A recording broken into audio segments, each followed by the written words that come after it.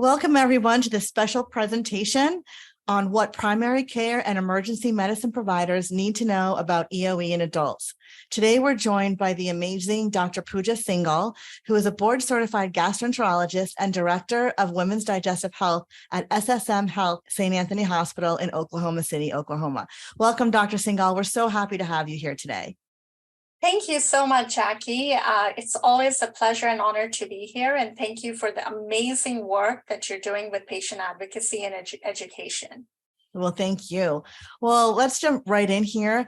And I really want to set the tone for why we're doing this special video addressed specifically towards primary care and emergency medicine providers. And you've seen this yourself. Let's talk about food impaction incident in the ER, like what you've experienced in the last, several, months or the year that have brought you to, you're really passionate about this topic. Absolutely. And thank you for bringing this up because this is a true trend that gastroenterologists are seeing across the nation. I certainly have myself. I've been practicing now for about 11 years. And within last 3 years, especially, we have seen a lot more patients and coming to the ER with complaints of food impaction, which means that they'll take a bite of food and it feels like that it's stuck in their chest, and then they can't breathe, they can't swallow, prompting an ER visit.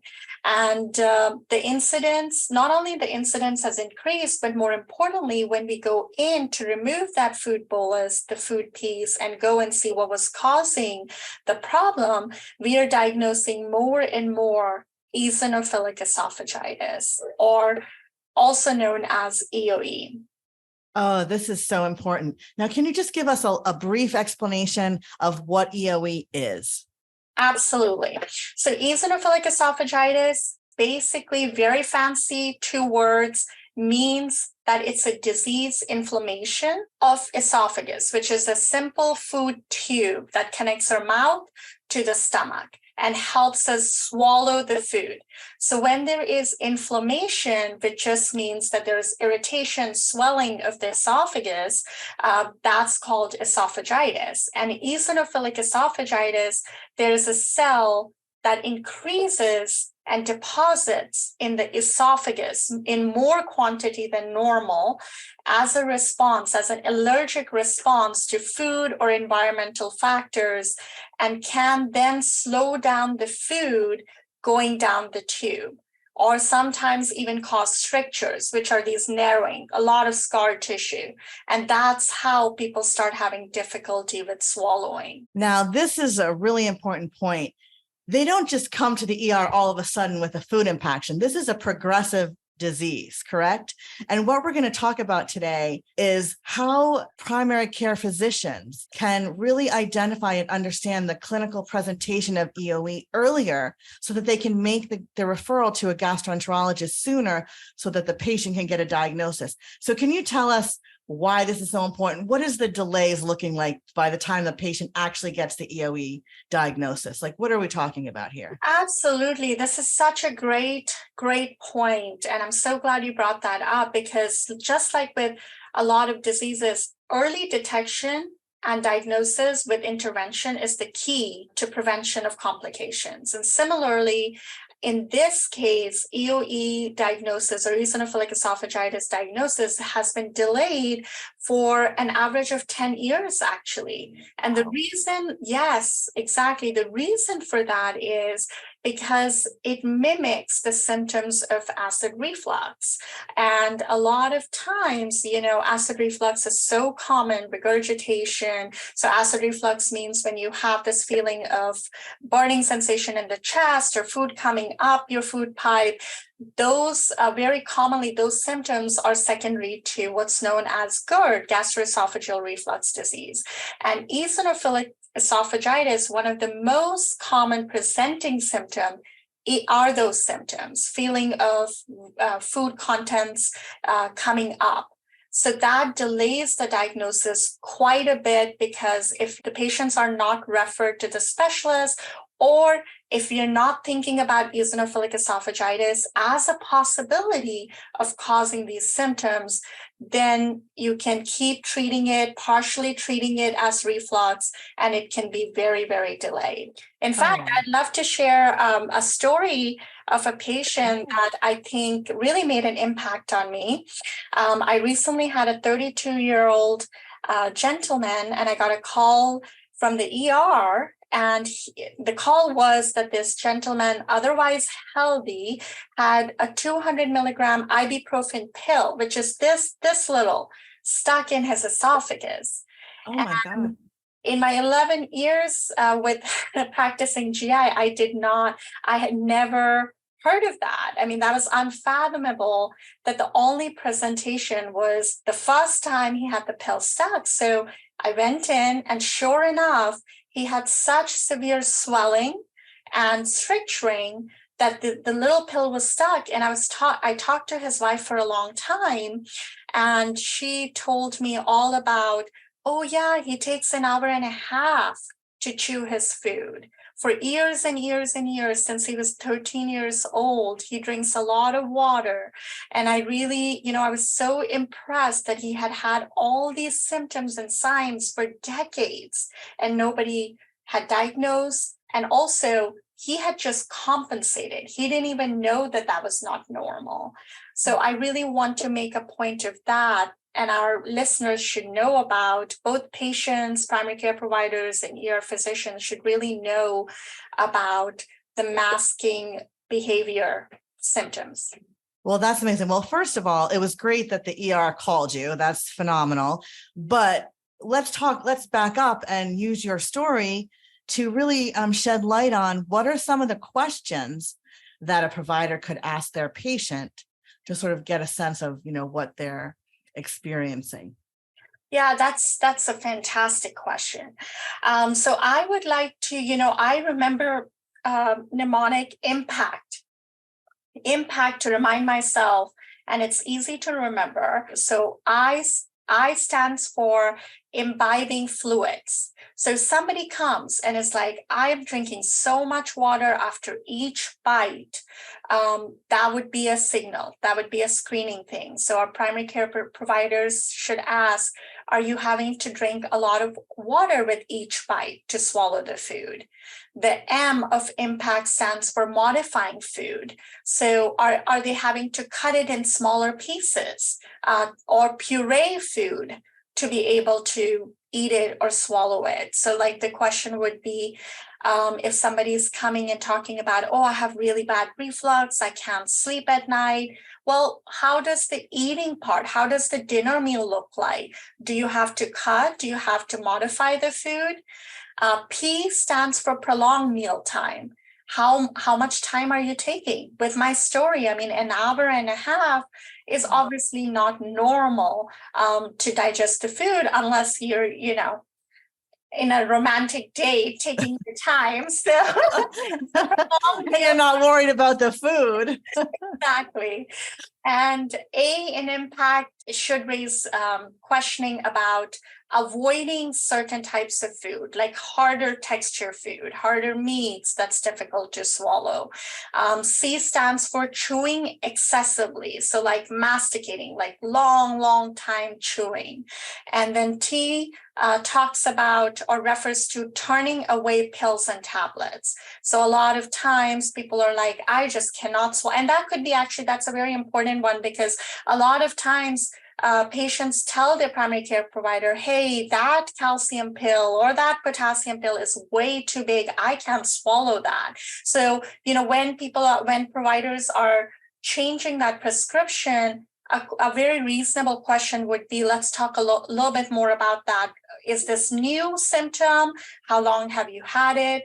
Are you having any associated symptoms? So I like that mnemonic impact.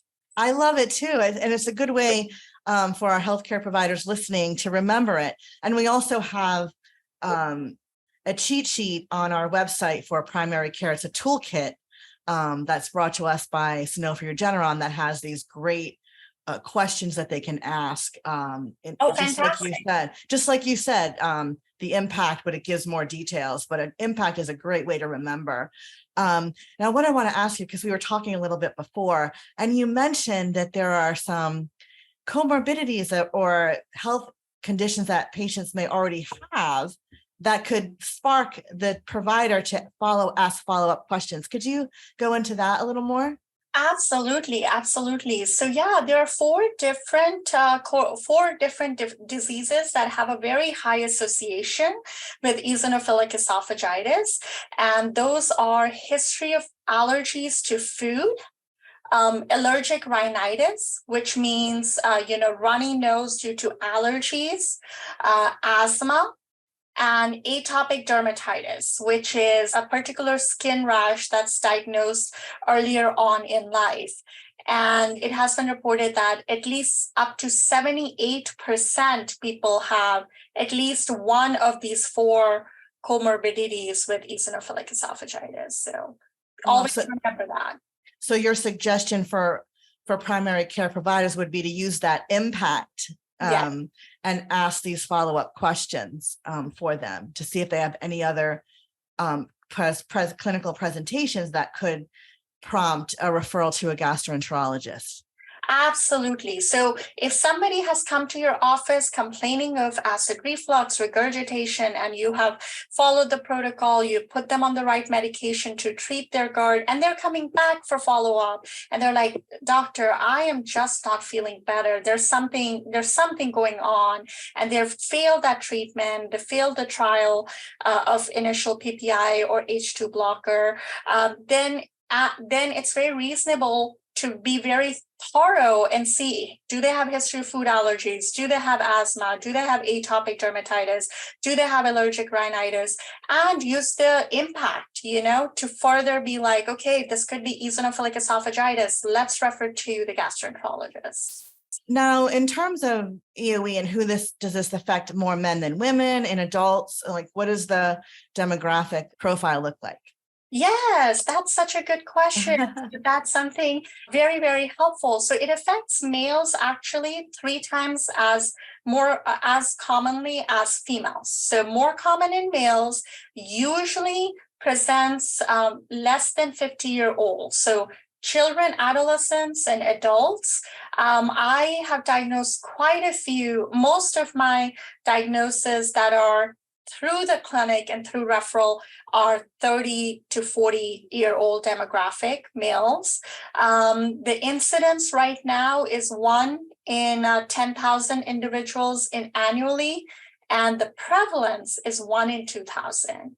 Oh, wow. Yeah, and also if people are having difficulty swallowing, and then they have an upper endoscopy, which is just when we take a camera, when you're asleep, we go down to examine as what's going on. When you're presenting with difficulty swallowing, up to 23% times EOE, eosinophilic esophagitis, is determined to be the cause. Well, that's really very important data and statistics that you provided. So what is your suggestion, other than the impact for primary care providers, to make the referral early? I mean, you talked about PPIs failing, but how long do people have to go through all of that? What is your advice for primary care, to make the referral? Absolutely, absolutely. So I think it depends on multiple things. One is quality of life, because this is a huge issue. The symptoms are very different in children and in adults. We are, of course, focusing on adult symptomatology right now. A lot of patients have acid reflux, GERD, but I think the key is close follow-up and really figuring out how much quality of life is being affected. If they're really complaining of quality of life being affected, weight loss, unable to gain weight, lack of appetite, those are really, really kind of questions or symptoms that make you think, okay, this is something more than just GERD, and especially difficulty swallowing. Our whole key is to prevent patients from getting to that moment where they're choking on their food and in absolute panic. So I think early referral is the key. Of course, the management of GERD and eosinophilic esophagitis has an overlap with proton pump inhibitor. And when I say that, I mean medications like Protonix or Nexium, those omeprazole. And I think the key follow-up time duration would be 2 months.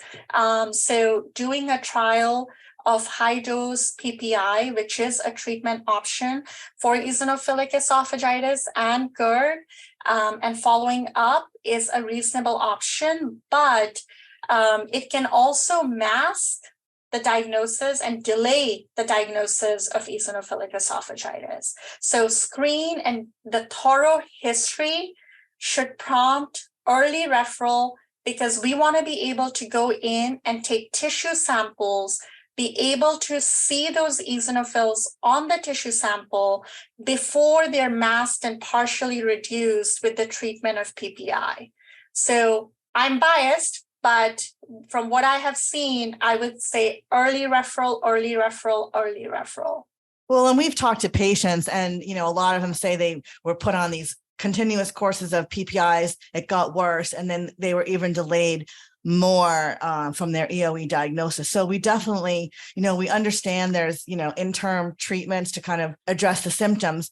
But like you said, it's really important that those adaptive behavior questions are asked so that there's not an unnecessary delay, and you're not seeing these patients by the time their esophagus is tiny. Exactly. And they're in a food impaction.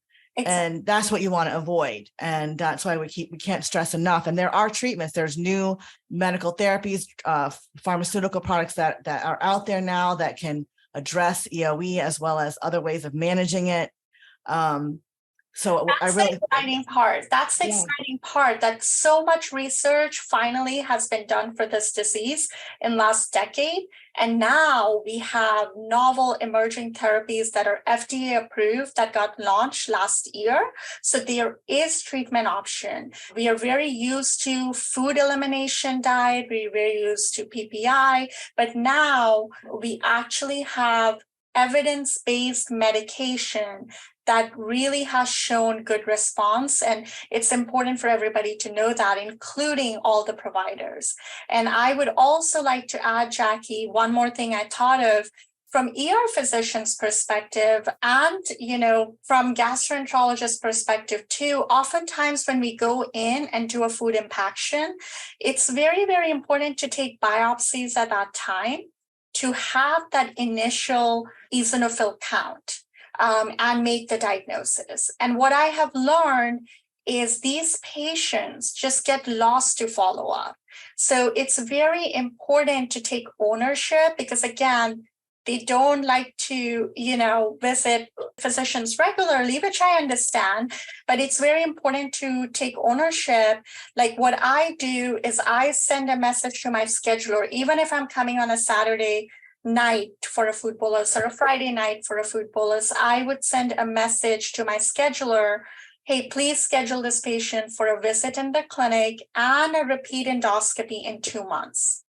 And that way there is a follow-up. That way we are not just leaving the patient to navigate the system and try to follow up. And also clear communication with the ER physician to make sure the script for treatment, whatever treatment, is extremely clear and is sent. That's so interesting. I was just going to ask you, that was my next question. Like, what are your tips for the ER? I don't know if every time someone presents with a food impaction that a gastroenterologist is called, that's the protocol. If it's not, what do you recommend to ER physicians? What should they do? Yeah, exactly. I think that's the key. I had actually just a female who I saw, and I had done food impaction. She also had very, very tight stricturing disease, eosinophilic disease. And I communicated with a ER physician and had communicated with her and her family. But of course, she didn't remember it, because oftentimes patients are coming out of sedation. But fortunately, I had sent a message to my scheduler. So she had a clinic visit scheduled with me. So I was able to review that, but she didn't remember any of it. She got the medication, the prescription was sent, but she was like, oh, I forgot to pick it up. So even though I had all those fail-safe mechanisms, at least one worked where she came to the clinic and we could have a discussion. So I think from ER perspective, it's so important to make sure that they have the prescription that's recommended. From gastroenterologist perspective, I would highly recommend that there's a follow-up in place, because otherwise this is going to keep happening. If the patient's not understanding what is the disease, what they need to do, what foods to avoid. And then if you take biopsies when you're going in, then you're going to automatically follow as a diagnosis, because that's what's diagnostic. That's one of the big things that helps us diagnose it, is the number of eosinophils on the biopsy. So that's another. Well, this has been just so enlightening, and I hope our listeners in primary care and ER that this was helpful for them. As always, we are so grateful to have you on this important video today, and I look forward to having you on another episode. Thank you. Thank you so much, Jackie. I really appreciate it. Thank you.